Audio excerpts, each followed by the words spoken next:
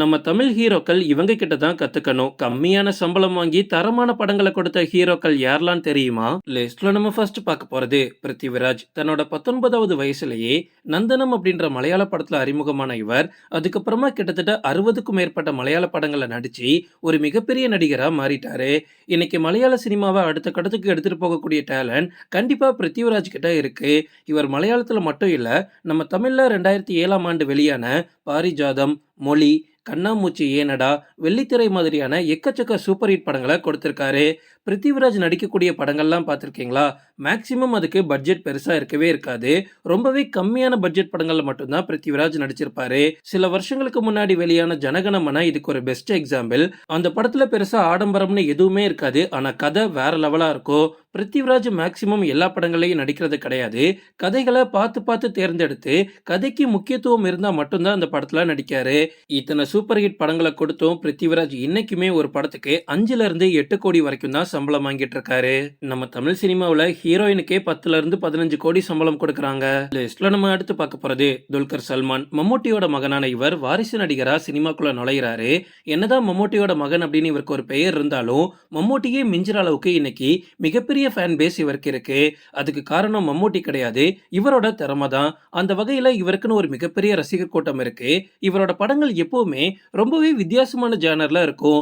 ரீசெண்டா வந்த லக்கி பாஸ்கரும் அதுக்கு ஒரு எக்ஸாம்பிள் தான். லக்கி பாஸ்கர்ல நடிக்கிறதுக்கு முன்னாடியே இந்தியன் 2 மற்றும் தக் லைஃப்ல நடிக்கிறதுக்கான வாய்ப்பு துல்கர் சல்மானுக்கு கிடைச்சிச்சு. லக்கி பாஸ்கர்ல நடிக்காம இந்தியன் 2 மற்றும் தக் லைஃப்ல நடிச்சிருந்தா கண்டிப்பா சம்பளம் பயங்கரமாவே கொடுத்திருப்பாங்க. ஆனா காசு முக்கியம் இல்ல, நல்ல கதை தான் முக்கியம் அப்படின்னு துல்கர் சல்மான் லக்கி பாஸ்கர் படத்தை தேர்ந்தெடுத்தாரு.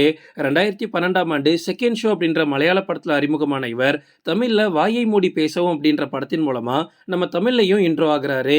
துல்கர் சல்மான் நடிப்புல இது வரைக்கும் எக்கச்சக்க படங்கள் ஹிட் ஆயிருக்கு. ஆனா இன்னைக்குமே ஒரு படத்துக்கு 5 கோடி தான் சம்பளமா வாங்கிட்டு இருக்காரு. லிஸ்ட்ல நம்ம அடுத்து பார்க்க போறது ஃபகத் ஃபாசில். நஸ்ரியாவோட கணவரா தான் தமிழ் ரசிகர்களுக்கு இவர் ஆரம்பத்துல தெரியும். அந்த டைம்ல ஃபகத் ஃபாசில எல்லாரும் கழுவி ஊத்திட்டு தான் இருந்தாங்க. 2002ஆம் ஆண்டு இவரோட அப்பா டைரக்ட் பண்ண கையெத்தும் தூரத்து அப்படின்ற படத்தின் மூலமா தான் இவர் அறிமுகமாகிறாரு. அதுக்கப்புறமா 2011ஆம் ஆண்டு கேரள மாநில அரசோட 2வது சிறந்த நடிகர் அப்படின்ற அவார்டும் ஃபகத் ஃபாசிலுக்கு கிடைக்குது. இந்த 10 வருஷம் அவர் ரொம்ப கஷ்டப்பட்டு தான் இந்த அவார்டை வாங்கியிருக்காரு. இவர் மலையாளத்துல பல ஹிட் படங்களை கொடுத்தது மட்டும் இல்லாம தமிழ்ல விக்ரம் படத்தின் மூலமா நம்ம தமிழ் ரசிகர்கள் மத்தியிலேயே ஒரு மிகப்பெரிய வரவேற்பு கிடைச்சிச்சு. விக்ரம் படத்துக்கு அப்புறமா ஃபகத் ஃபாசிலோட புகழ் ஒட்டுமொத்த இந்தியா முழுக்க பரவிச்சு. அவர் இப்போ உட்கார்றதுக்கு கூட நேரம் இல்லாம எக்கச்சக்க படங்கள்ல நடிச்சிட்டு இருக்காரு. இத்தனை படங்கள்ல அவர் கமிட் ஆனாலும் காசுக்காக என்னைக்குமே கமிட் ஆனது கிடையாது. பார்த்து பார்த்து நல்ல கதைகள்ல மட்டுமே நடிச்சிட்டு வராரு. இன்னைக்குமே ஒரு படத்துக்கு 4 கோடி மட்டும் தான் ஃபகத் ஃபாசில் சம்பளமா வாங்கிட்டு இருக்காரு. லிஸ்ட்ல நம்ம அடுத்து பார்க்க போறது நிவின் பாலி. 2015ஆம் ஆண்டு வெளியான பிரேமம் படத்தின் மூலமா பட்டி தொட்டி எல்லாம் ஹிட் ஆனவர் தான் நிவின் பாலி. நேரம் படத்தின் மூலமா நம்ம தமிழ் சினிமாவிலையும் என்ட்ரி கொடுக்கிறாரு. அதுக்கப்புறமா எக்கச்சக்க ஹிட் படங்களை கொடுத்தாலுமே தன்னோட சம்பளத்தை இவர் உயர்த்தினதே கிடையாது அப்படின்ற ஒரு நல்ல பேர் இவருக்கு இருக்கு. இப்பவுமே ஒரு படத்துக்கு 3 கோடி தான் சம்பளம் வாங்கிட்டு இருக்காரு.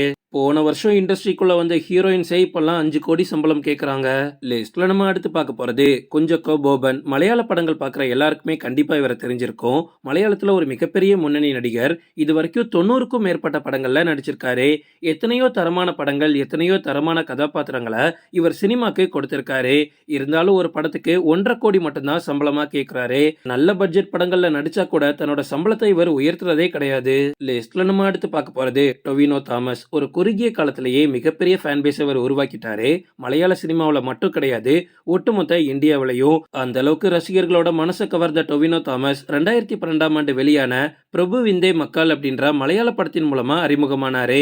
அதுக்கப்புறமா நல்ல நல்ல கதைகளை தேர்ந்தெடுத்து தனக்குன்னு ஒரு தனி இடத்தை பிடிச்சிட்டாரு. இருந்தாலுமே தன்னோட சம்பளத்தை உயர்த்தாம இப்பவும் 1 கோடி மட்டும்தான் சம்பளம் வாங்கிட்டு இருக்காரு. ஓகே ஃப்ரெண்ட்ஸ், இதோட நான் இந்த வீடியோ முடிச்சுக்கிறேன். இன்னொரு இன்ட்ரெஸ்டிங்கான வீடியோல நம்ம சந்திக்கலாம். Stay tuned.